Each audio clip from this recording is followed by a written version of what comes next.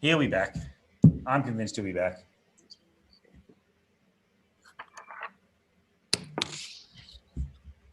All right, so we are just going live, and I will have a quick look around to make sure that we are live in the places that we need to. According to my telephone, we're now live. Excellent. Wait, can you send me that invite again? My videos. Oh, hang on a second. Yeah, you're back. There it is. There you go. Anyway. You're not missing out on anything if you can't see me. I can see you, Dave. Can you? Thanks, Dave. Oh, yeah. No, we can. All right, so we are live where we need to be. We've got people in the room. We have people on the Facebook. We've got people on the YouTube in that very weird place that is the YouTube comment sections. But g'day and welcome to the first ever, not the first ever Aussie Whisky Get Together, but the first ever Oak Barrel virtual Aussie Whisky Get Together. There's been many, many other occasions where whiskey and Australian Whisky has fueled get together in conversations throughout the years. My name is Scott Fitzsimons. I'm sitting here in the bowels of the Oak Barrel with some very, very special guests. It's been an interesting year, to say the least. We've all learned some new skills. Ian Schmidt now is the Zoom expert of the group here. Can fix all your IT problems at the click of a button. But don't dob me in. Some of the most fun that we've had this year, and most fun for me personally, was the events we had during the Sydney Whisky Forum, which was our fair replacement this year. And the one-on-ones were great, but when we were getting multiple people from all around the country and all around the world into the same room, having a bit of a chat, for me, they were the most fun. So it's in that spirit that we bring on the first ever Aussie Whisky Get Together. We've actually just announced the second one, which is happening in November, and we assume and hope that this is something that we can do every month from now until eternity. But as we say, g'day to everyone who's watching from all around. I want to say g'day to the guests from around Australia, and by just sheer chance, we've got two from South Australia and two distilleries from Tasmania. But guys, how are we doing? Excellent. Yeah, I'm well. Thanks, I'm Scott. really well. Thanks for having us. Thanks, Scott. Thumbs up. I like to see it. A quick g'day to Mike in the chat here. Peter Lorking, he says he can see and hear us all, which is a bonus. There's no guarantee that that's going to continue all through this next hour, but we'll give it a go. G'day to Gary down in Tassie there. Mark Westmoreland from the Wolfburn Distillery in Thurso is tuning in. So g'day. And Daniel out at Dubbo says, yes, we are live, and that's excellent. But we're all in different states. We obviously think of our friends in Victoria at the moment, but I'm going to throw it to the Tassie guys. And I did pose this question to John Jarvis at the Hobart Distillery, but is there any truth in the conspiracy that COVID-19 is actually a Tasmanian invention to keep people off the island? Can you confirm or deny that? Yes. Deny. Yeah. But how? Other people's. Yeah, we invested on the mainlanders. Absolutely. Yeah. Schmitty, I don't think Schmitty's believing that one somehow. No. I was I've got to just plead the recalling the fifth on first crowd. time I met Bill Lark. And I said, Bill, like, where's the scar on the side of your head? And he said, what scar? I said, the one where they take the other head off.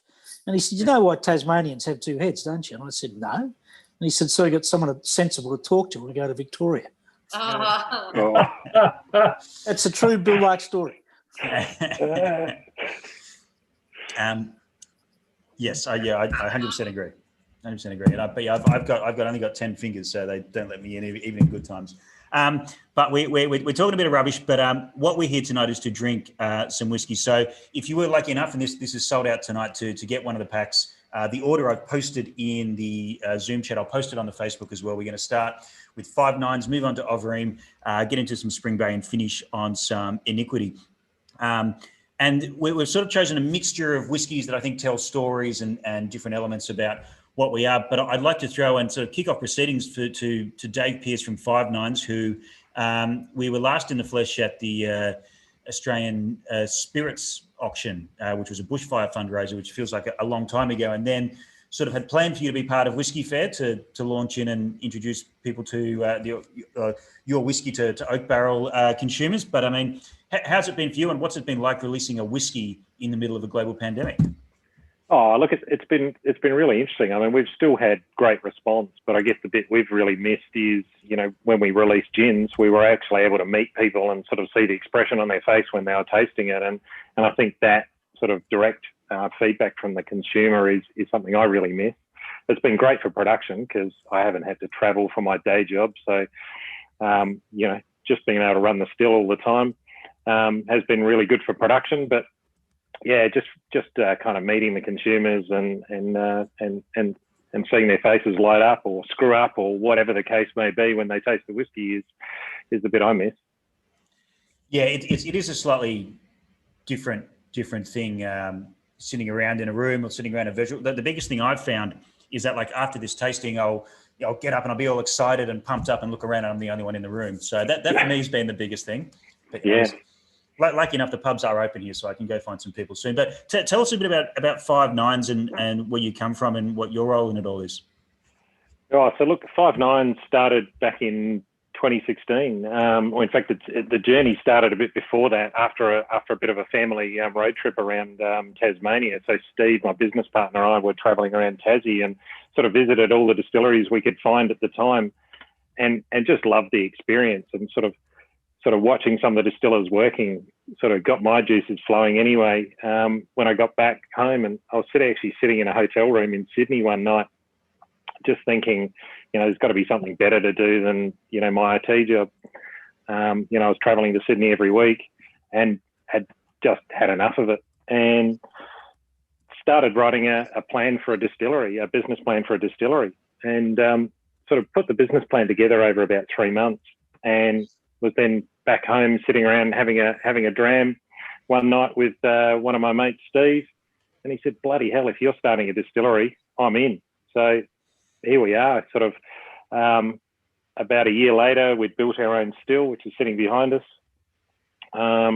and got going. And I mean, we're literally sitting in my garage at the moment. So that's why I've got the still here, and the other guys are sitting at home. I am sitting at home. I'm just in my garage at the moment. So I have a nice piece of copper sitting in my garage. So it's still a part-time gig for us at the moment. So Steve and I both work full-time. I'm in IT. Steve's a cabinet maker, so quite diverse skills. And we're just both passionate about spirits, but particularly whiskey. Yeah.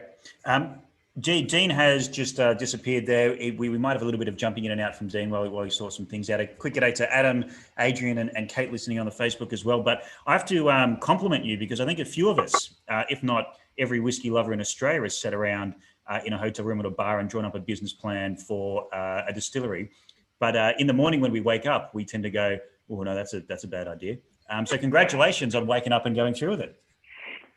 Yeah, look, it's funny because it's hilarious looking back at the business plan now and sort of the scale we thought we'd be at.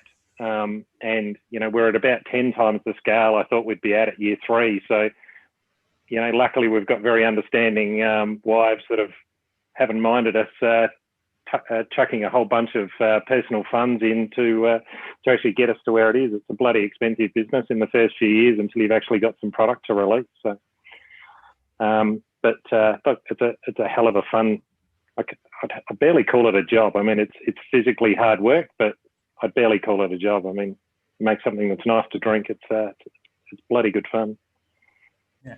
Where does the name 5 Nines come from? Because Raf just in the chat here asks, does it refer to the reliability and uptime of your still? Well, it's actually connected to that, but yes, it's something that is 99.999% perfect. So I guess it's just a bit of a call out to, we're chasing perfection. I don't think we'll ever get there, but we're trying to reach to perfection. So it's that distant goal of trying to make something perfect.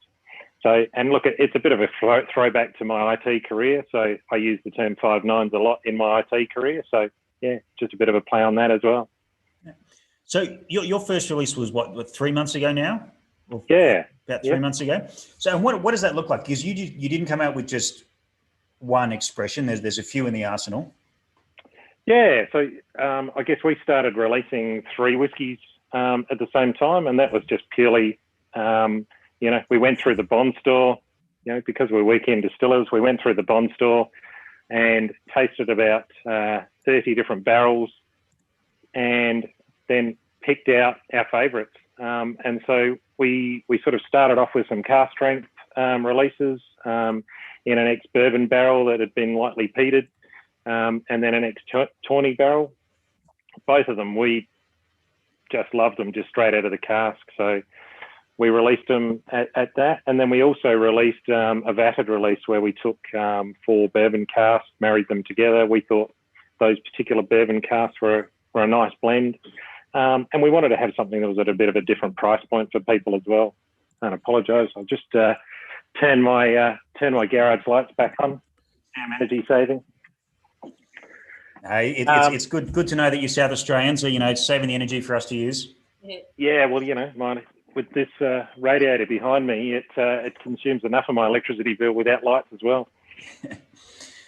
So while we continue this chat, I know that there's some people in the Zoom chat on the Facebook who probably do have the pack or the tasting pack in front of them. So let's have quickly talk about that so they can start nosing it, because I can see the other distillers have taken the lead and they're already starting to nose it. So the whiskey you chose to showcase tonight was single cask number 60, which is an unpeated French oak at 49.4% with 143 bottles in the run. And you can see my bit there out of this sort of thing. That's the last bit for me. Nice. David, was there anything in the cask, or was it virgin French oak? No, so this was an ex-Pinot cask. So Murdoch Hill, so just up the road from us, Murdoch Hill Pinot cask. Got lots of French oak spiciness in it. It has, yeah. Yeah. Yeah. A quick shout out to Dan Woolley, who says, good to see that the lights still go out in Adelaide after 7 p.m. So he's up there making his herbal organic whiskey in Byron Bay. I think it's hemp-infused whiskey, Highwayman. That's what the H in Highwayman stands for. Is that right? I've just ruined any chance of him coming onto one of these things in the future. So there you go. I'm sure he can hold his own against you. Yeah. So I mean, this for me, it's my first tasting. I held back on tasting before today. So why did you pick this cask in particular to showcase? What was it about this? Look, I just really thought it was a good contrast from the other releases we'd already had. So, I guess on the nose, I get a bit of cinnamon, a little bit of apple, almost a bit of raisin toast on the nose, maybe a bit of cherry inside dark chocolate. And I guess this was the first one that we actually felt tasted better down at below 50% than the other cask strength releases. So I guess just going through the barrels, this was just the next one in the list that was our next favourite. Let's talk about that a little bit, because obviously you've brought this down from natural cask strength. What is the climate like in Adelaide? Obviously, we'll talk about Tasmanian climates and what that do. Like, how much volume are you losing a year into Angel share? Look, it varies per cask, but it's sort of between 8 and 10%. We've got pretty extreme fluctuations of temperature. We're lucky. We're probably a little bit cooler than what Ian is down on the plains. We're up in the Adelaide Hills. Our bond store is sort of nestled actually into the hill. It sits under a dirty big deciduous tree, so which gives it a bit of nice shade. So sort of, and it's been interesting to watch as we've filled the bond store up. First year there was very little in it, and there wasn't the massive liquid in there, and it used to get really big fluctuations of temperature. As we've filled the bond store up, and this bond store here is now completely full. We can't get another barrel in it, it's actually changed the climate in there quite a lot, just with the massive liquid in there. So, even during the day on a really hot day, it actually is still quite cool in there. Yeah. You're keeping some barrels down to the plains too, aren't you, David? We are, yeah. So because, literally my place here is quite hilly, and we put barrels on a sack trolley that has been converted, and then we would then wheel them down the hill, and it's literally life and limbs wheeling these barrels down the hill, 100-litre barrels, but 100 litres is the biggest we can handle here. We've now moved all pretty much to 200s and 225s for all of our newer fillings, so they go down to Steve's cabinet making factory, down on the plains, actually not far from Ian's place. And so all those 200s and 225s are actually being stored down on the plains until we've. Have you noticed a difference in the angel share down there? Look, it's a little bit too early to tell, and I'm not sure whether the change in angel share has changed because we're also doing different bigger casks down there as well. So, I guess we're still learning about that. But yeah, I would expect we're going to lose a little bit more there. I don't know what you lose, Ian, every a year. Oh, it depends on the cask, anywhere from 8 to 15%. But generally speaking, if it's a good tight cask, probably 9 or 10. Yeah. It's worse for the first year. Yeah, definitely. Couple of comments coming through. Adam Salters has just bought a bottle of your vatted lightly peated. He's looking forward to cracking. Brian is tuning in from Auckland and is almost out of the Australian whiskey that he brought over. So he's going to need to find maybe, I know, Whiskey Galore in Christchurch. They used to have a little bit. And Robbie Tucknett from here of Oak Barrels says, what a panel. How did you usurp your way in here, Scotty? Mate, I have no idea. I just open a Zoom and people just come in. So that's how we like to do it. But now I want to throw this. I've got some thoughts about this. I'm quite enjoying this. But to the other distillers to have their take on this whiskey. And Ian, I know that you are just up the road and yet you haven't, gone 5 minutes up the road to try this before. Well, it is literally up the road. It's up a goat track to get there. That's why I haven't been there. And I've also got this sort of old-fashioned superiority complex. I reckon the new kid on the block should visit me first. Yes, I've got to come schlep my bottles down and sort of it's the offerings to the gods, is it, Ian? Yeah, you've got it. Yeah. Plenty of offerings, please. I quite like this offering, by the way. I think it's rather nice. How old is it? It's a little bit over 2.5 years. Yeah, and that's a 100-litre cask. 100-litre cask, yeah. Yeah, I reckon you'll find 200s do a better job. They take about one extra summer, but they do a better job. And, of course, it's more economical. Yeah, absolutely. But if you'd like me to offer any more opinions on your other expressions, I'd be only too happy to lend my services. No worries. That's a kind person, Ian. Yeah. Thank you. The one thing I really like about this is when you see the word Pinot, and particularly at cask strength, there is often the that you get that really cask-driven whiskey, and I don't think this is. You get that sweetness and that berry sweetness coming through, particularly on the mid palate there, but it's not dominated by the cask. It still tastes like a whiskey. So I think first and foremost you should be congratulated for that. But I love the texture on it. I think I wouldn't add water to this necessarily. I think it's pretty perfect where it is. So well done on that as well. Thanks, Scott. Yeah, look, we tasted it at about 10 different ABCs, and this is just where we found it drank best. It had the best mouthfeel, and where we felt it brought out the best flavour. But everyone's palate's different, so some people might like it with a touch more water. Entirely up to you.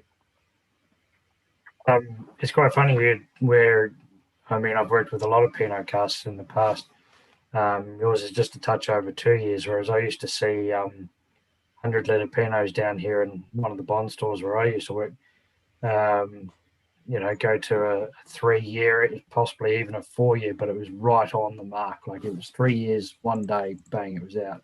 4 years, 1 day, bang, it was out.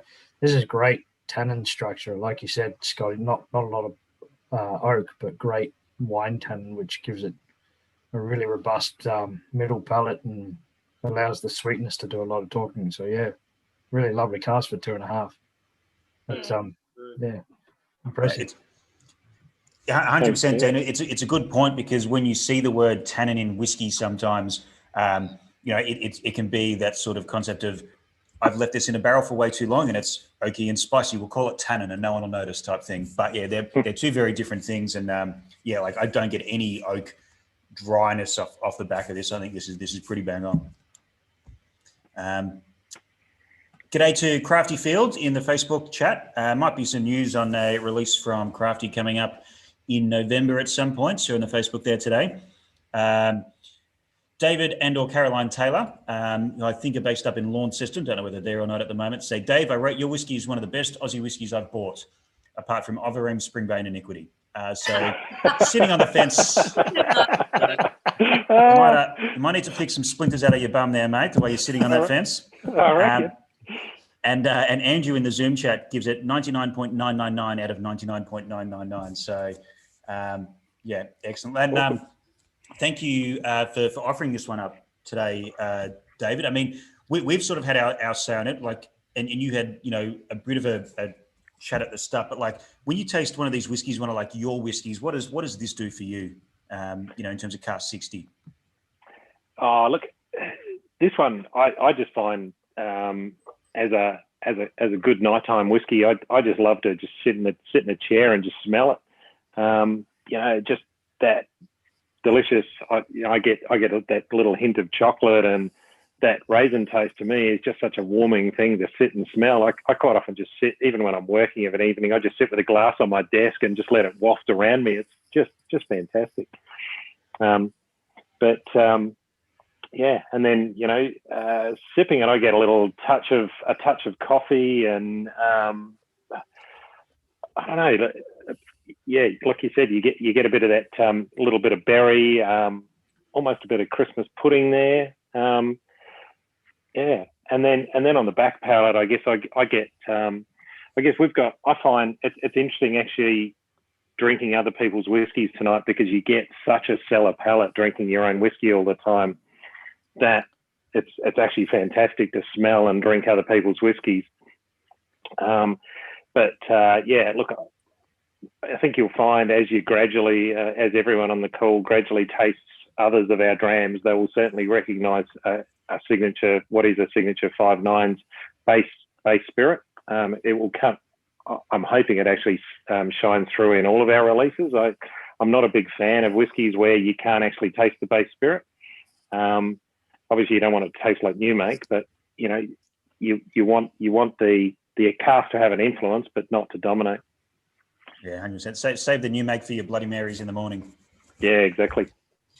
Look, Dave, can I just ask one?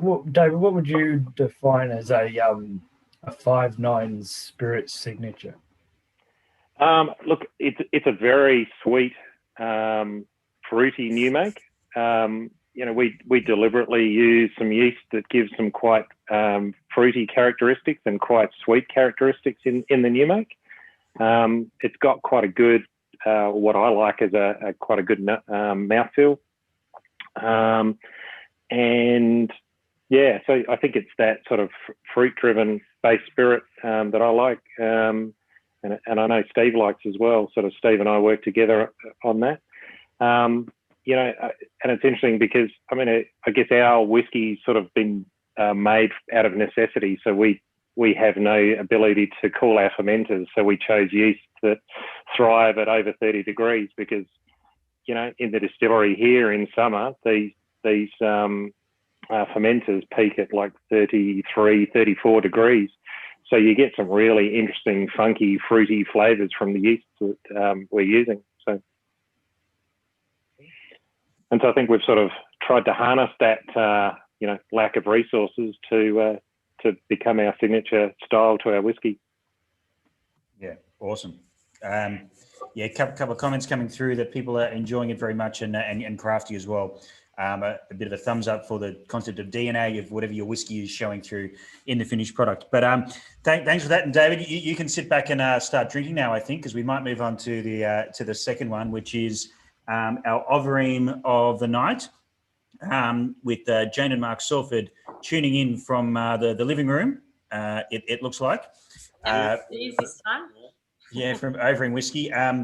We had a bit of a chat about what we wanted to do, and I'm actually really glad we went the way we did to get, it's been a year of, Overeem as a brand getting back to its roots, back under family ownership. Let's go back to the whiskey that, probably was 99% of Overeem fans' first introduction. Let's go back to where it all starts with the 43% podcast. But first and foremost, how are you guys doing? Good. Yeah, thanks for having us on. Yeah, cheers, Scott. Yep. Yeah, it's well overdue, I reckon.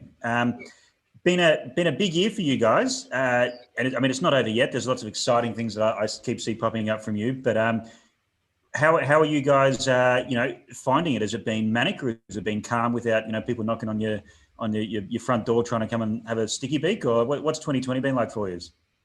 Probably a little bit of both, I reckon. Like we're sort of it's been a busy last maybe 6 weeks or 4 to 6 weeks, and that was a really busy period there through July. And probably through late June as we were sort of getting ready to sort of take the brand back and go to market. So it was. And then other periods we've sort of found ourselves with a bit of time to plan and sort of look further afield and further ahead. So, but I mean, on a whole, it's been loads of fun. It's been heaps of fun. We've really enjoyed ourselves.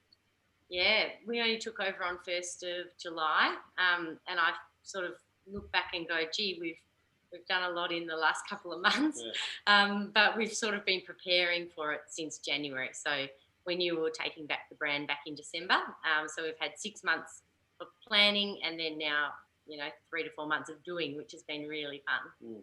Yeah, without necessarily going into too many details, for a lot of people probably haven't done this sort of thing before. Like, what are like some of the things and the challenges of taking a brand back in house and doing like anything that surprised you or like that in the process? Oh, good question. Well, I suppose first and foremost, like the process with like Distilling Co. That was pretty seamless. That was really easy, really enjoyable.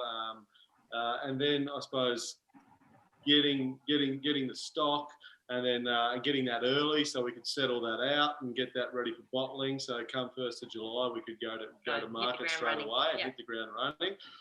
They were really supportive and I suppose flexible and acceptive of our needs as a company, as a business, and then I suppose all the challenges from the 1st of July onwards is like any other distillery in the country and any other of you guys here that are selling whiskey through the Australian market and overseas. It is.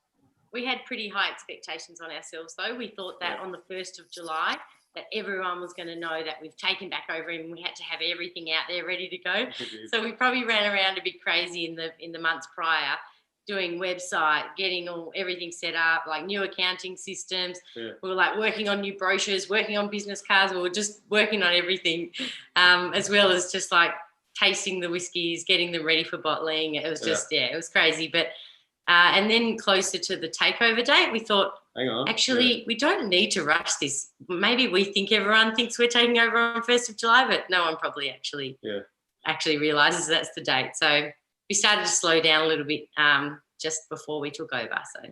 And then it took us a while to get all our systems and that in place, from a dispatch and bottling, and meanwhile we're in production, and we're in production 6 days a week. So trying to manage all those sort of all those aspects of the business, and then also sort of like adding on top a whole sales sort of side of it. It was fun trying to figure it all out. It was good. Yeah, awesome. Definitely got some bags under my eyes at the moment. Now, like particularly for yourself, Jane. Obviously, you were so intrinsically tied with those early years of Overeem.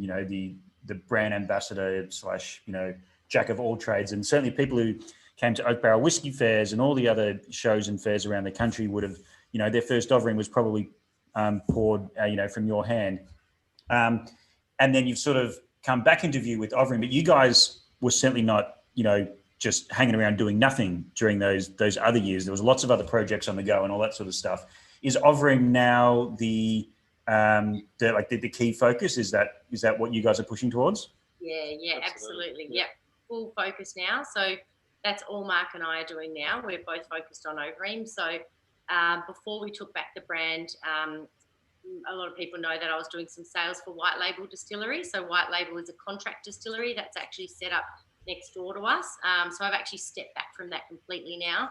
I'm still managing the existing clients that I got, but I'm not looking for any further customers, just because I'm putting everything into Overeem. And we've also got a restaurant and a bar down on Kingston Beach, and Mark's stepped right away from that too, so we can both just fully focus on Overeem now. Yeah. Excellent. So the whiskey that we're drinking, if you're lucky enough to nab one of the tasting packs tonight, is the port matured 43%. It's cask OD 251, which yielded 175 bottles. I'm in a very privileged position. I've got the best job in the world. I always have new whiskies put in front of me, and so I actually feel a little bit guilty sometimes. I don't go back to the classics, and even though I haven't taken a sip yet, I just had a nose of that and was just like, yep, okay. Why am I not drinking more of this stuff? Yeah. How are you? Do you want to just maybe talk us through this whiskey, the way that you see it in 2020? Yeah, sure. So we chose this one tonight because it's our flagship product. We've sort of been talking about the port cask and the 43% is our flagship whiskey, and a lot of people refer to it as the whiskey that got them falling in love with whiskey or their breakfast whiskey. Sure. And it's probably my father, Casey Overeem's favourite expression as well. Well, the port cask in general, but he loves the cask strength version in this even better.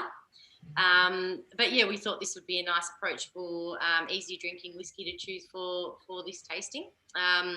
This one that you've got, cask 251, we actually sampled it alongside another cask, and we thought this one was just that little bit better because we've got the opportunity to do that with our cask because we release all single casks for Overeem. So yeah, we just thought this one stood up a little bit better than the one next to it.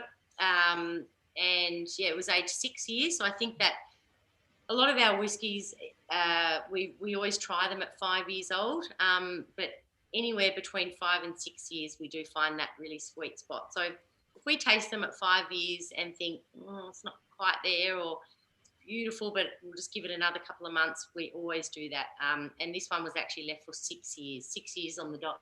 Mm-hmm. So yeah, we're a bit over 6 years actually. I think it was distilled and filled in March 2014, and then we decanted in May this year. So I think it just represents Overeem, like it's got all those sort of like it's got that delicacy and that elegance that sort of these sort of 43% whiskies that Casey created back in the day. Sort of like it really just represents that standard and that quality and that approachability, I suppose, from these Overeem expressions. Yeah. We want them to be soft and refined and delicate, but yet still have that long finish that makes you want more. So I think we really found that in this one, and that was particularly why we selected it. Yeah, 100%. It's still got that like almost brooding intensity.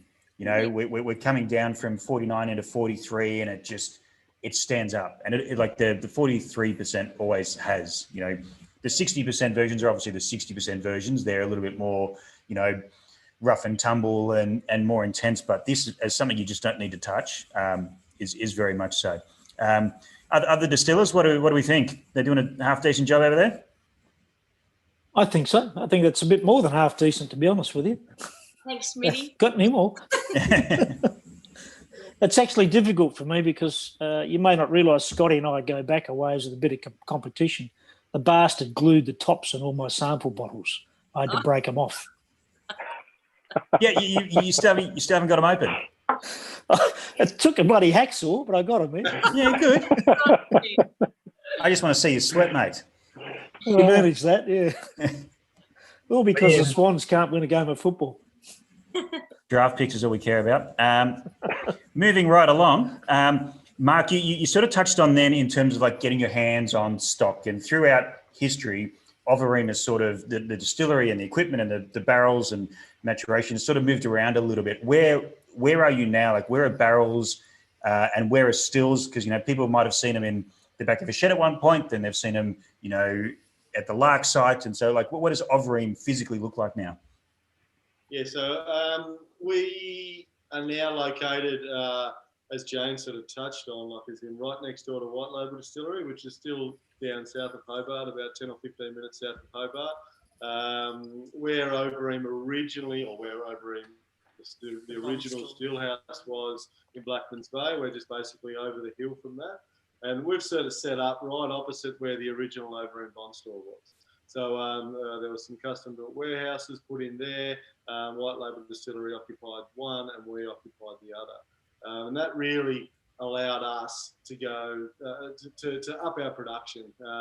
We were in a residential zone. You're quite restricted as to what you can, as to the power you can draw and the wastage and so forth. Whereas moving into a commercial zone and an industrial zone, we can we've upped our production now to 6 days a week and running both stills simultaneously. And yeah, so, and as far as stock goes, was that part of the question too, Scotty? Like, yeah, because I remember like early on there was some barrels almost like underground where they were maturing. From a maturation perspective, yeah. So we're still that's very much what our philosophy is, or maturation philosophy is at Overeem, is maturing in pretty stable environments, like a concrete warehouse or a Besser brick sort of dungeon or underground bond store, and or a bunker, yeah, as it's commonly referred to as, and we feel as though that allows for a much more gentle maturation because there's not as much temperature fluctuation. We see anywhere between 14 to 18 degrees for 12 months of the year, depending, regardless of season. So it takes a little longer, but I think that allows the spirit to talk a little bit more, and that it's not so oak driven with that gentler and slower maturation. And you guys spoke about angel share before, and we're nowhere near. We're more about 3 to 4%. Wow. We're maturing rather than There's a really good economic benefit as well to kind of that slow maturation. Apart from the obviously the capital outlay of having to have it sit there for 6 years, you're not losing as much to the angel. Yeah, after tasting your whiskey tonight, David, I thought that was so lovely. And after 2.5 years in a 100-litre cask, I just thought that was amazing because I've tasted ours at 2.5 years in our hundreds, and they're not ready. They're definitely not ready. No. And yours was lovely to taste. So thanks for sharing that. Oh, thank you. Just a final question before we move on to Spring Bay, and while we do still have Dean with the hamster wheel internet down there, there's obviously been a lot of different distillers and hands on the Overeem brand in terms of that. Who's doing the distilling now, and how do you go about keeping that consistency in the spirit in the new make? Yeah, yep. Great question. We've Mark and I have been doing a lot of the distilling, especially for the last 2.5 years. And we've got one distiller, Nicole Harris, and we've got a very, strict procedure that we followed from day one, when we started making Overeem right through to when we started Salford Distillery, and now from when we're making Overeem again. So, we've got a very strict method and way of doing things, and Nikki's been following that really closely, and we're all in the room together in a day. So our office is in the distillery. Our computers are right there. We can see the stills. We're all sort of involved in the production runs throughout the day, but it's Nikki she's actually running the stills, and she's distilling each day. Yeah. And not to mention, I will say that anyone that knows Casey, he's there all the time. Yeah. He can't keep his head out of the. He can't stay away. So, and Casey has definitely been a mentor I know for Jane, and definitely for me over these past 3 to 4 years since I've sort of been officially involved in the industry. So, and he's always in there with Nikki as well, but trying to sort of coach her and mentor her and add, throw some advice in. So even though he likes to spend most of his days down in the bond store on the settling room these days, he still pops up in the production every now and then to say, Yeah, he's doing a lot of bottling and decanting and he's product testing. There's certainly worse eyes to be looking over your shoulder, and it's probably not a bad way to approach retirement. I don't think, being on the tasting panel. But thanks, guys, and congratulations again on everything. It's been a hell of a year, and we're looking for good news stories throughout 2020, and I certainly think you guys are one of it. So funnily enough, both the whiskies we have, the first two we actually have on sale. They're here at the store. They're online. The next two we're going to get into, we don't, because they were either, about to be released, or they're still about to be bottled and that sort of thing. So I'm going to throw and see if we do have, as Whiskey is My Jam described, as a frozen Dean Jackson down there. It might be cold in Tassie at the moment. I'm not too sure. Dean, are you with us? Yeah, I'm there with you. You're losing me, are you, in the video? Yeah, it's just a little bit slow on the video, but we've got you via voice. We all know what a lovely looking bloke you are, so that's fine. But you're not missing out on anything. We've had a few chats over this year, and you're a big part of Forum as well. But the whiskey you chose for this was, I know, again, thank you. You guys had to rush out and get it bottled to make sure it could get up here, to get to the fantastic team of Nip of Courage, to put into small bottles, to get it back to us, to send out. So bit of a rush. But this is a Chardonnay Apera cask with 100, that's the cask number. And this bottle is number Taster. So I don't know too much about this release. But first of all, how are you? And let's talk about this whiskey. Yeah, mate, I'm doing really well, and boy, is it great to be on a panel with all these lovely people. It's great to hear the stories. This whiskey was a lot of fun. We originally released the Chardonnay cask, which was a spring bale French oak Chardonnay, and it was actually it was such a pleasure. Cam came to me and said, "Dina, I need you to try this Chardonnay cask." So I said, "Okay." Took it home. Had to do that very hard thing. The boss asked you to try whiskey. Okay, I'll put my body on the line. And I said, I basically sent him a message, and I said, "Mate, that needs to come out now. That's full of beautiful Chardonnay, buttery Chardonnay characteristics." And so we pulled out half the cask, because we sort of thought, well, okay, this was a slight experiment in the sense that we didn't originally know that it was a Chardonnay cask until a fair way into the maturation. That was pretty cool. We thought, well, since we've experimented a little, how about we experiment a little bit more? And we had released, or we decided to release a good portion of an Apera cask, an Australian Apera cask. And we just said, well, how about we leave a little in there, put the leftover Chardonnay in with it, into the Apera cask, and then see what it does.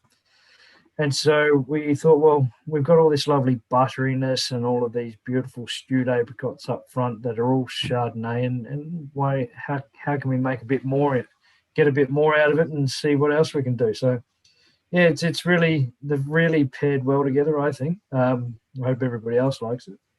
I'm a bit of a wine cask nut. I do like wine casks, hence why I was quite blown away by yours, David, and I'm looking forward to seeing what else comes up. But then, having a bit of fun as well in the distillery. I mean, if you're not having fun, it's really not worth it, eh? Yeah, 100%. Absolutely. And I don't even have to do any of the hard work. I just get to have all the fun without any of the heavy lifting or any of the hard work or early mornings. It's, I don't know why you guys didn't apply for my job instead. It's far easier. Well, I think that's been discussed previously, haven't we? But yeah, I don't know whether anybody's picking up those. I mean, one of the beautiful tasting notes that I must admit, I wrote the tasting notes, but I'm a Armagnac fan, and it sort of has that sort of wine sweetness and caramel, and sort of like a nice sort of local small house Armagnac. I think is a lovely sort of that butteriness right up front, finishing with those beautiful pantry spice and boozy raisin caramels that come out of the Pericas. So yeah, I'm getting a lot of tropical fruit as well, like really luscious, generous fruits on the nose amongst that caramels and those sorts of things. So I'd have to say, just sorry to, when David said there was a signature about a spirit, one of the beautiful things that Spring Bay's always had is tropical fruits. and lolly shop and that sort of stuff. So definitely something that we look for whenever it's in the tasting panel. I haven't actually said the ABV on this one, and now that I look at it, I can't see. What ABV is this? Did I write that down? I forget. 46%. 46. Yeah. Cool. Sorry. No, you go for it. Mm-hmm. Go for it. Yeah, just a couple of comments coming through. Peter Looking says gorgeous. Mark saying he's loving the upfront butterscotch on the nose on the Spring Bay. And Crafty is in his shed distilling whiskey at the moment, and all he can smell is malty hot wort.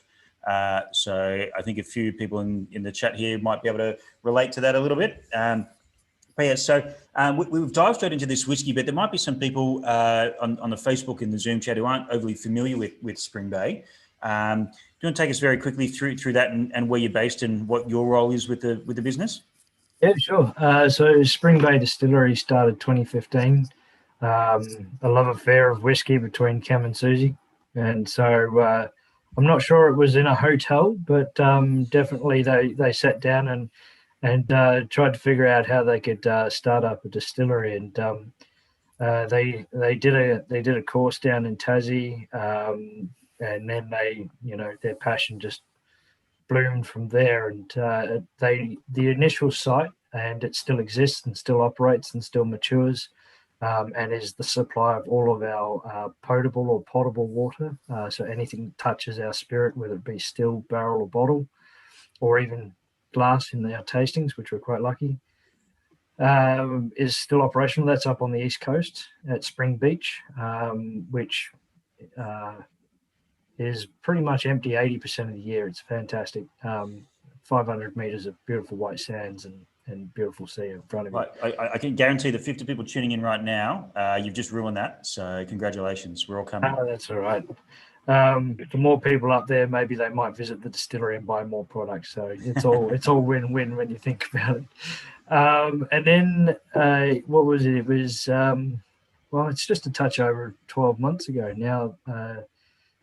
Cam and Susie expanded into Cambridge. I've been with Cam and Susie for coming up 18 months now. In fact, just a touch over. I moved from one distillery to work with Cam and Susie, who I've loved their spirit from day dot. I've loved what they've done. Their bourbon cask is always on back order. Their Rebin casks are powerhouses of absolute deliciousness, and so many beautiful things. Their passion and care for the product and process is fantastic. And so I don't know, one of our last little videos that we did, Scott, I had a picture behind me of a brew house, or whatever you want to call it, but that was in China, and it's now here. I've been working tirelessly with a good friend of mine to get it up and all sort of built, and we're aiming, if the universe allows us, fingers crossed, I'm aiming for roughly the end of November to fire it up and start brewing again, which is something that I've been missing for many, many years. So Crafty, I'll be smelling hot wort soon, sometime soon. So you're making me a little jealous, buddy. Dino, you're just a beer boiler at the moment, are you? Yeah, buddy. Yep, we definitely are. But I tell you what, working with the local brewers, I did a bit of a chat or a bit of a talk to presented in New Zealand for the Institute of Brewing and Distilling, and I presented a little bit about how we work together in an industry down here, as you put it, Ian, as beer boilers or that sort of stuff, and it's definitely helped both sides, and I think it's been a beautiful relationship that we've all had. So yeah, but very soon, mate, I'm going to sit down with Cam and Susie, and we're going to be reverse engineering and figuring out what exactly makes Spring Bay, and we're going to be doing it ourselves, buddy. And it's a 2,500 litre brewing system with a 2,500 litre still. That's out at Cambridge. That's the expansion. The little 1,200. So Cam has dubbed them Beauty at the coast, Beast at Cambridge. So Beauty and the Beast will be pumping them out, and we're also moving to 200s, to 220s and 300s with new barrel racking systems, etc. So yeah, we're Cam and Susie and us, we're going for the future. That's what we're doing. Good luck with that. Oh, exciting times to get back to brewing. Awesome. It's the hardest part of the whole operation. Yeah, but I tell you what, I don't know what it is. I just love tasting that lovely warm or, room temperature wort that's coming out the other end. It's just... We I have reckon- the porridge for breakfast. Oh, That's fantastic. it. Why do we need breakfast whiskies, Ian? That's why we need breakfast whiskies, buddy. Goes on the porridge beautifully, yeah. That's it. That's it. I'm serious, it does. It's fantastic. Yeah. Oh, no one was doubting you, Ian. No. I've had friends make cakes and bread and cookies and all sorts of things out of the stuff, mate. So yeah, totally agree with the porridge. Yeah. Yeah. Anyway, that's a lovely whiskey, by the way. I'm really enjoying that. Beautiful. Absolutely. It is delicious. Yeah. I've And- always loved Spring Bay. And the Always blend loved is a bit Overeem. different to the single cast ones we've had tonight. Yeah. It's really beautiful. I Yeah. love how you said buttery, Dean. It's real buttery and yummy. Yeah. One thing we didn't want to lose, we actually reduced the sherry impact by reducing how much volume. We thought, we'll start with a bigger batch, but we thought, no, we still want to hold on to that butterscotch on the front end that the Chardonnay was just so iconic for. And I'm so glad we kept an eye on it. Yeah, Mm. it's awesome. Yeah, it's a really great balance. Yeah. It's awesome. I'd like a bottle, please, Dean. Well, I can tell you, Susie bottled it yesterday and was starting to label it today. So Scotty's going to have, I think it's 4, mate, that we're sending up to you very soon. Well, yeah, as many as you want, really. We'll chat about that. Which sort of I try. I try. You're taking pre-orders now, Scotty? That's delicious. well, yeah, because I think there's a few things going. You actually answered a question I was about to ask. Because a lot of people are saying like words like gorgeous and delish and that sort of thing. But probably the best sort of comment it's had from Dennis, who's just saying release date on the Spring Bay is ? Just straight to the point. It's just like, yeah, I've tried it. I want it. What is it? When is it? So if it's being labelled tomorrow, we're looking maybe a week or so, a couple of weeks. Actually, it was being labelled today. So give us till maybe Monday, Tuesday next week, and we'll be posting it. So yeah. Yeah, sweet. That'll be coming to you. I'm not sure when Cam's going to put it up on the website or not for now. So yeah, just keep an eye and watch this space. But we'll definitely have it up here, Scotty, so people can get tucked into it. And again, thanks for your support tonight and for taking our whiskey and that sort of stuff, mate. So much pleasure. It's always a pleasure. And yeah, what I'll probably do, everyone who bought one of the packs tonight, I'll give them first crack at it by sending an email to them when it arrives. But it's always a pleasure, Dean, to chat to you, whether it's in person or virtually. And, you know, it's no secret there are a lot of distilleries in Australia and there's a lot of distilleries in Tasmania coming through. But from just a Tasmanian point of view, out of the plethora of people that have popped up in the past 5 years, Spring Bay has always been a standout. And even you know, from day dot, it was, yes, we're going to release some whiskey, you know, in the early stages, but we're looking for the future. And it just warms my heart every time you say we're going for bigger barrels and we're looking to the future. We want to be here in 20, 30 years rather than just a quick. So every time I feel good, and maybe it's the whiskey that I'm drinking, but every time I speak to you, I feel good afterwards, Dean. So that's a good sign for me. So yeah, a big thank you to Dean and Pete Lorking. Yeah, I'll send you an email. Don't worry. When it comes in, I'll do that. A couple other comments here. David and/or Caroline Taylor. Remember when you were at the old Redlands site? Yes, I think that's the first time we met as well, Dean, a long time ago. And Robbie says visiting Dean at Cambridge during the construction there was a great memory on his last trip. Such a welcoming experience. So a couple of comments coming through on the Facebook there as well. But now we've had 3 excellent whiskies as far as I'm concerned. We might move on to the final one. And if only the bloke who's going to talk about it was as nice as the whiskey he makes. Everyone hates the Richmond Football Club at the moment. But this weekend, when they play Port Power, we are all Richmond fans this weekend. Setting yourself up for failure, son. Ian, how are you, mate? Old, fat, poor, sore, overworked, undersexed, underpaid, stressed, depressed, distressed, going blind, going bald, going deaf. I forget things sometimes too. So Other than that, pretty good. Business as usual then. What was that, Ian? No, forget it. I'm telling you again. Get lost. Actually, I'm tired, to be honest with you. An average week for me is pushing 60 hours. And as David said, when you do that, you've got to love it. And I do. It's a lot of fun. Yeah. Anyway, I forgot. What are we drinking? So another one like Dean, you thankfully rushed some bottles or some booze into bottles for us to drink tonight.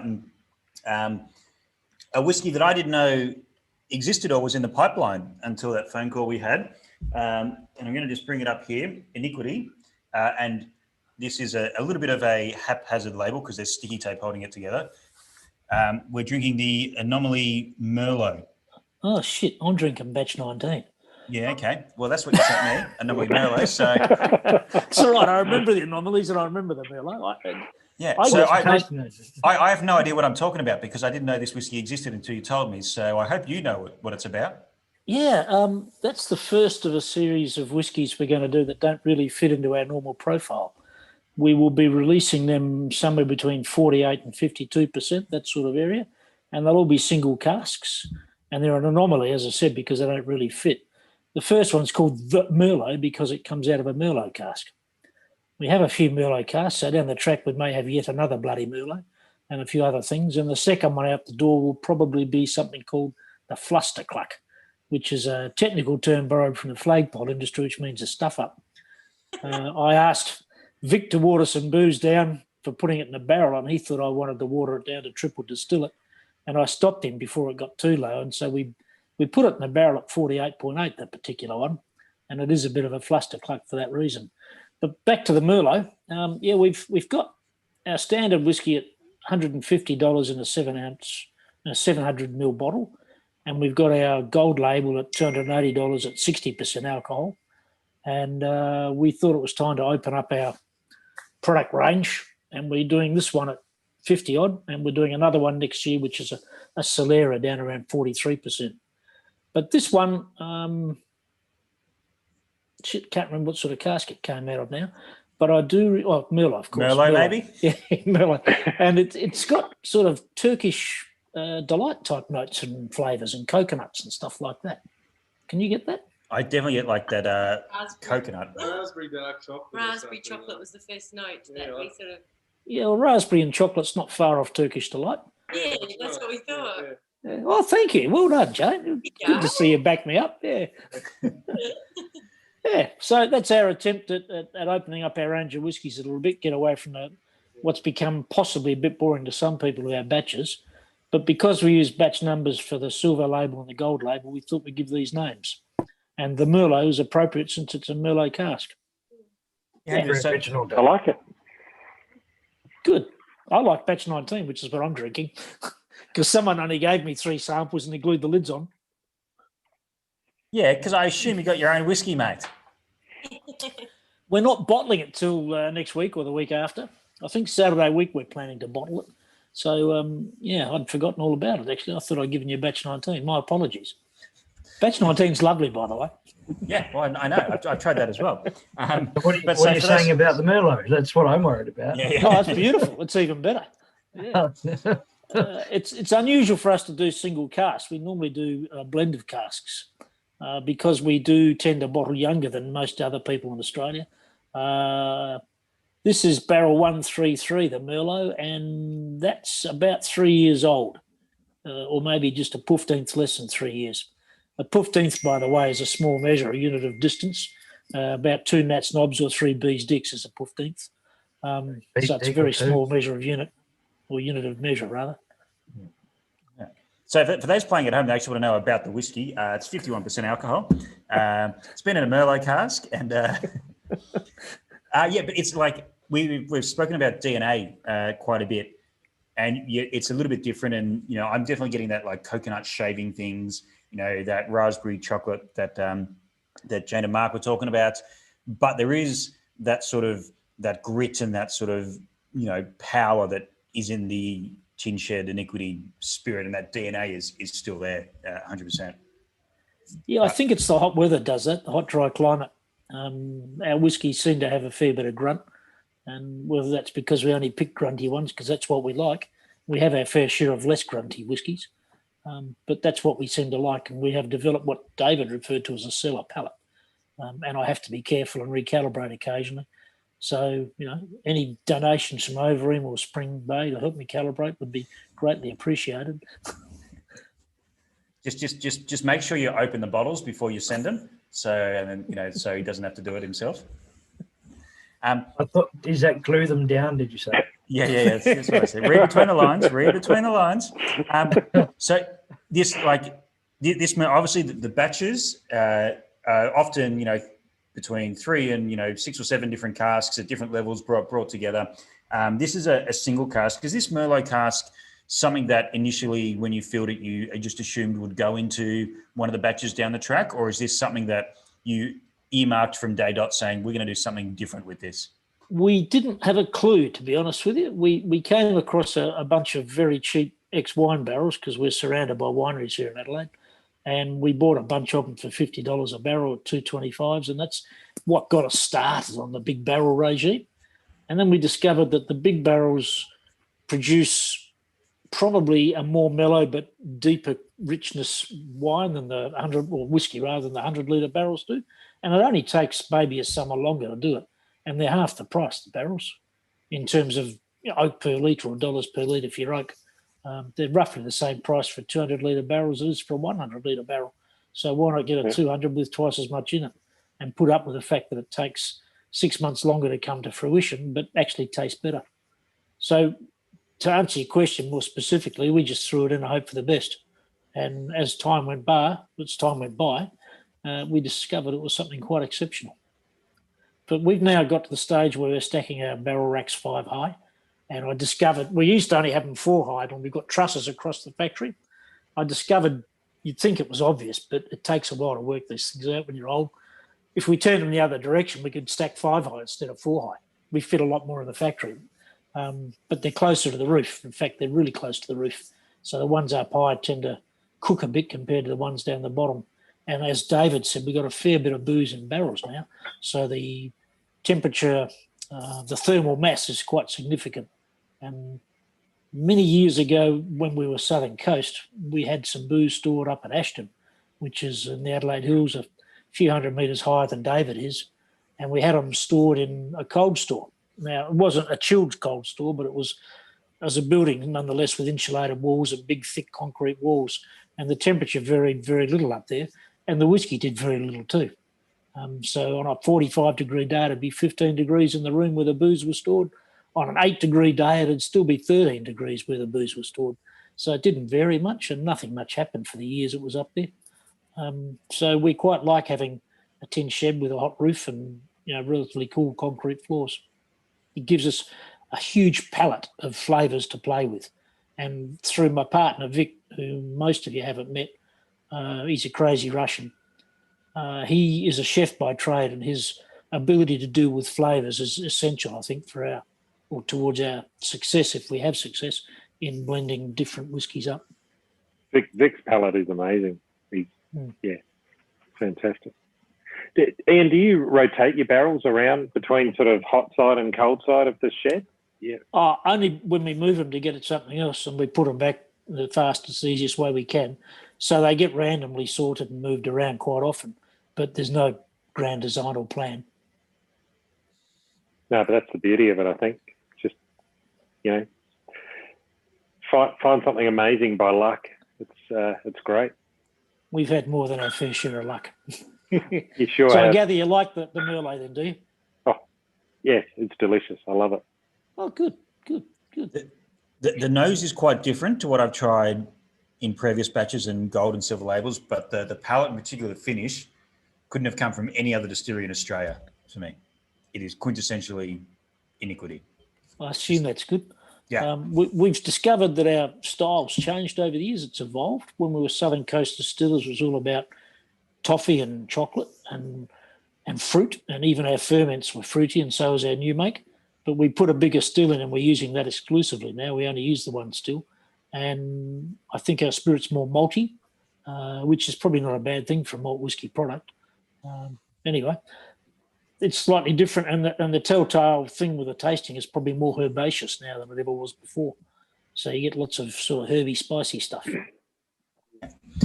Something that you've touched on that I've had discussions about in the past was, the whiskey boom at the moment, wherever we are in that process, is driven by Scotch whiskey or has been.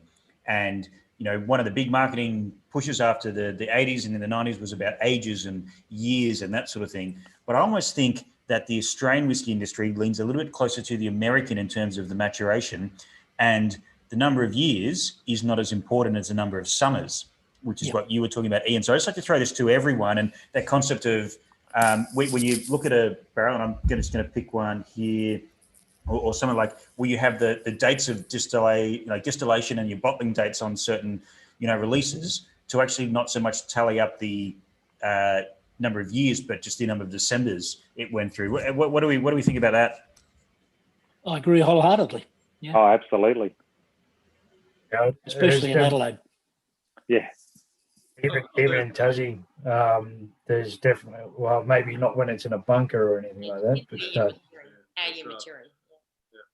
but yeah, definitely summers. I've looked at barrels myself and said, no, that needs another summer, or we're going through winter. Let's see what it does out the other side of winter and see if it needs a bit of a spring or a bit of a boot with a bit more of summer, and you watch it. So I think they're seasonality and also fermentation.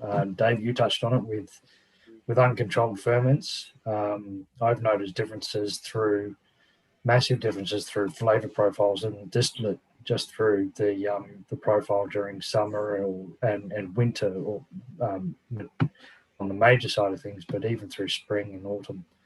So I think we've definitely started to lock into the seasonality of our product.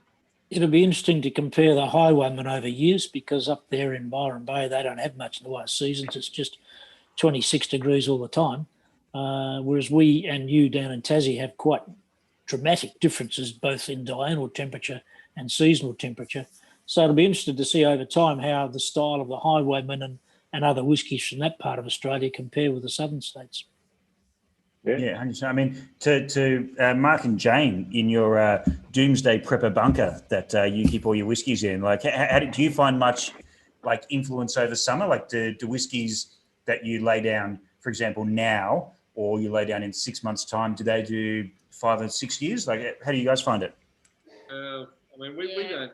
Whiskies that we put down, we generally store them away and don't even look at them for 3 years. Yeah, so three to 4 years, even longer. So, but I have heard that analogy before in Tassie. Timmy Duckett sort of mentioned it a few times, saying it is definitely measured on summers. But the conversation that we were having with Tim when he mentioned that was more about small cask maturation. So that was more geared at 20s and 50s, and we were talking about distilleries that were doing that, and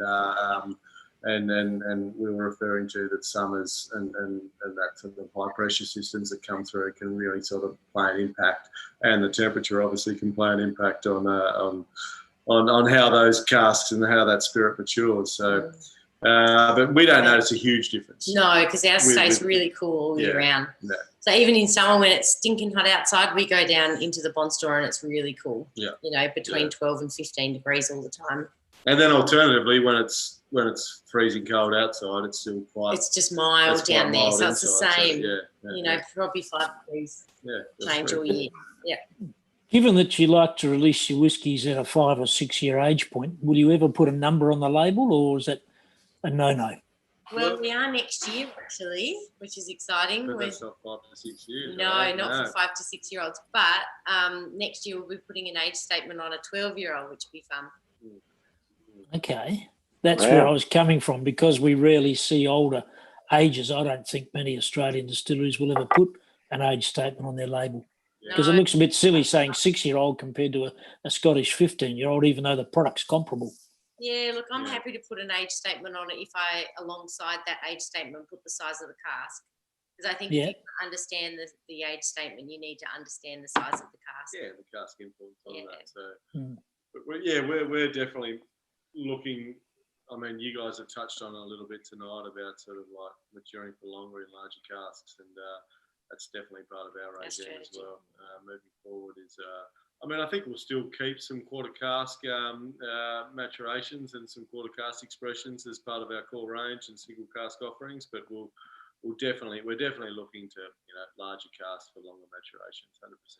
Well, they've got their place in it. Well, we've got quite a few of what you're referring to as quarter casks, and they're third fill now, and they're pretty much dead casks. Wow. But we think there's an important place for them because when we use a first fill wine cask, especially a Barossa Shiraz, which is loaded with tannins anyway, Sure. and then you're getting the tannin from the oak, you sometimes overdo it in a whiskey.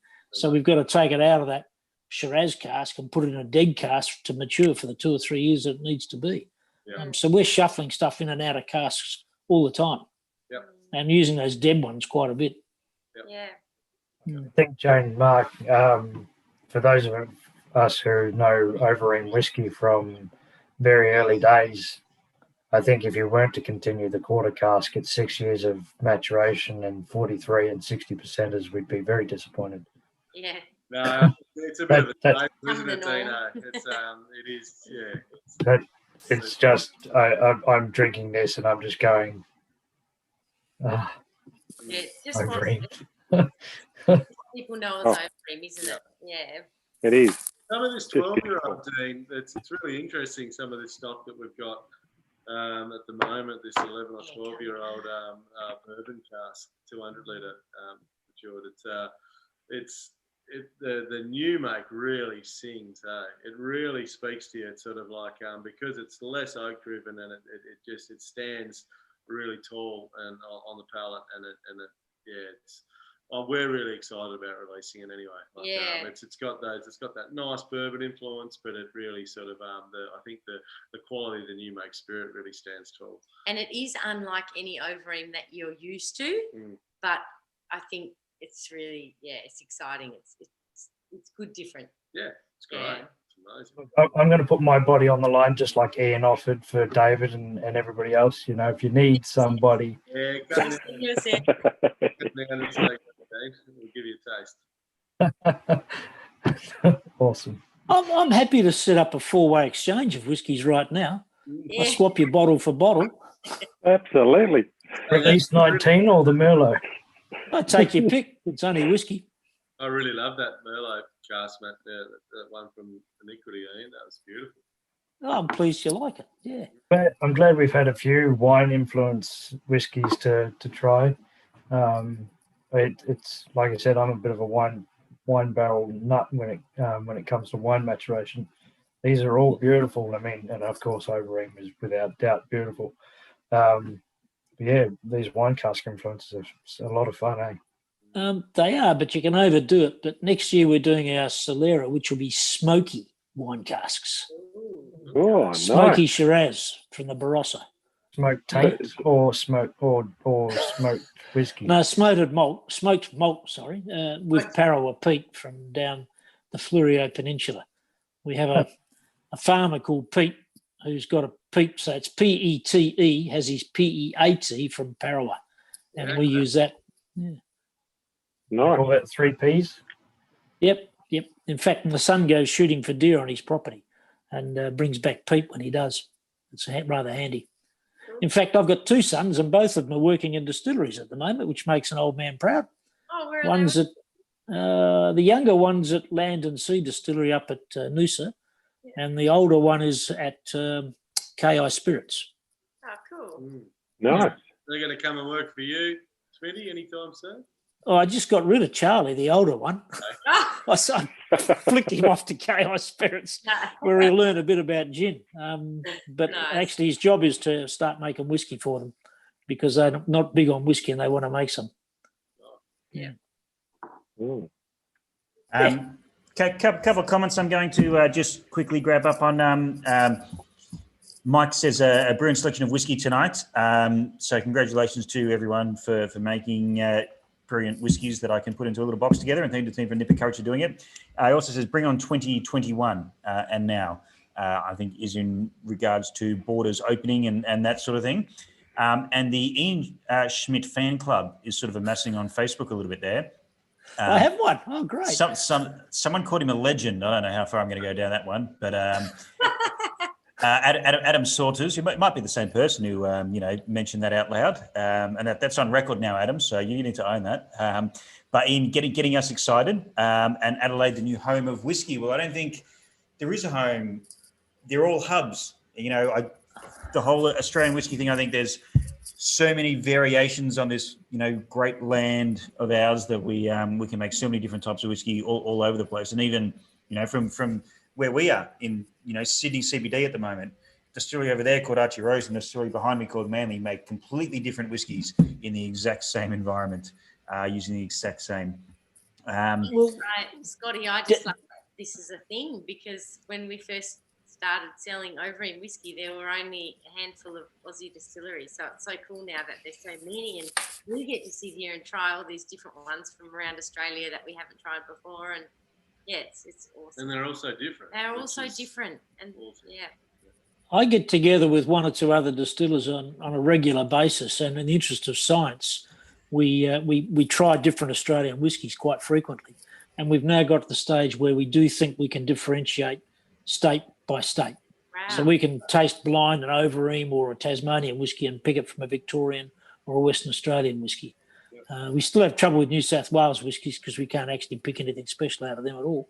But that's hard to I'm pretty sure there's. Hold on, wait.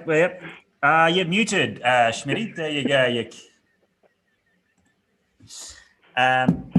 And in fact, probably a good moment and you can unmute yourself now. I can't unmute. You have to unmute yourself. thank you. Probably a good time to mention that the Aussie Whiskey Get Together episode 2 has just been announced today, featuring 3 excellent New South Wales distilleries, who I will be replaying that back to you. And you can deal with Brian and Janice and Dean from Corowa and Valerio and Elisa from Joaja, and I'll send them all your personal email to send abuse to. So that's good. Please do that. Actually, Brian's is very similar to ours, I think, because he comes from a very dry, hot climate, same as Adelaide. His whiskey's pretty similar. Yeah, there are definitely similarities. I mean, obviously his is better, but apart from that, there's similarities. Do it so seamlessly, Scott. I love it. I don't mean to be mean. Like all these lovely distillers have come on. They've donated their time in their evenings to come and chat with me. Ian just brings something out of me that I just want to just like tear him down every time. I don't know what it is. Just must be the Port Adelaide supporter in him. Port Adelaide supporters, you just got to do it, don't you, Scotty? Yeah. If I didn't, supporter. Yeah, I am. No, actually, I don't actually follow footy at all. But yeah, look, if I had to align myself, I would not be a Port supporter. The Crows are going to do extremely well in the next 3 years. Their coach is amazing. Well, let's hope so. But he is. Yeah.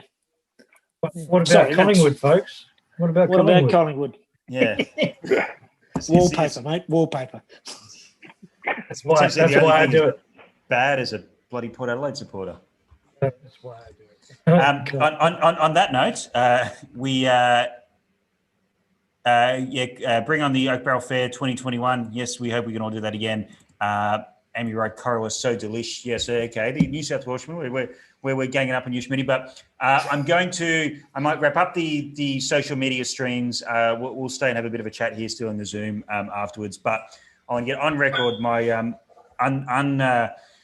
unwavering thanks to everyone here who's come and joined us, but also to everyone who's watched on the stream and in the room, because this doesn't happen without you guys. And I don't lie when I say that I have the greatest job in the world, because I get to do this. I get to sit here and drink it all without any of the hard work. The people you're seeing on the screen, apart from me tonight, they do the hard work, apart from Ian Schmidt, obviously. But the rest of them, they do really hard work. So thank you very much, everyone, for joining us. I think we have won over some 5-9s fans, because we're going to count this as officially, even though we did a little bit on the big questions, messy tasting. We did part of forum, and I mean messy in the most glorious way, messy. But this is probably the first time we've had 5-9s in front of the Oak Barrel crew here. So I think we've won a few fans over there. I did see a couple of bottles get sold on my phone alerts there. Don't know who to, but I just get the alerts. So it's worked. Dean, for me, one of the greatest and most consistent distillers in the country, from everything you've put your hand to. And as I said, Spring Bay, everything that you stand for and you produce from day dot, and kudos to Cam and Susie. They've done everything the right way and taken their time with it, and the future's very bright. To Jane and Mark, it's just such a great story of 2020 when there hasn't been too many great stories in 2020, and the future is very bright. And breaking news, some sort of 12-year-old release next year. We're you heard it here first. We're all very excited to see what you guys come up with next. And Schmitty, better luck next time, mate. But keep going, and you might get there. Go the power. Shame about the Swans. Yeah.